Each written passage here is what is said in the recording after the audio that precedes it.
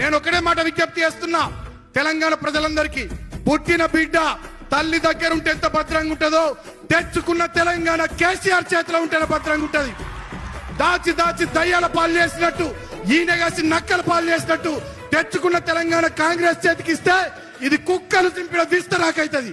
కాబట్టి రాష్ట్రం తెచ్చినోడు పండుగల్లే పల్లెకొచ్చినోడు జనమంతా జై కొట్టి పలికండి పేరు జనము బిడ్డ మన కేసీఆర్ సారే మన సారే చల్ సారే కావాలంటున్నరే తెలంగాణ పల్లెలల్లా మల్ల కారే రావాలంటున్నరే తెలంగాణ జిల్లాలల్లా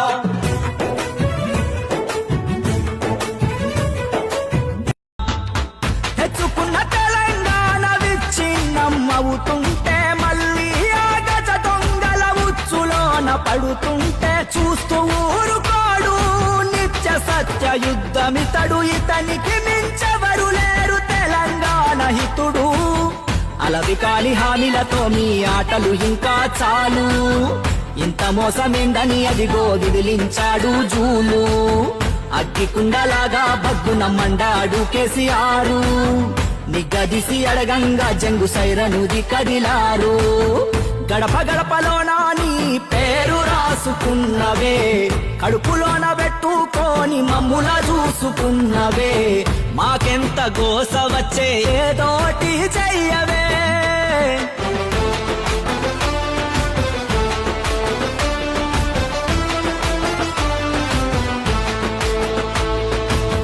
కరువు నెలను సజీవ నా మనసు బాధ అవుతుంది, నా మనసు కాలుతుంది, ఇబ్బంది అవుతుంది.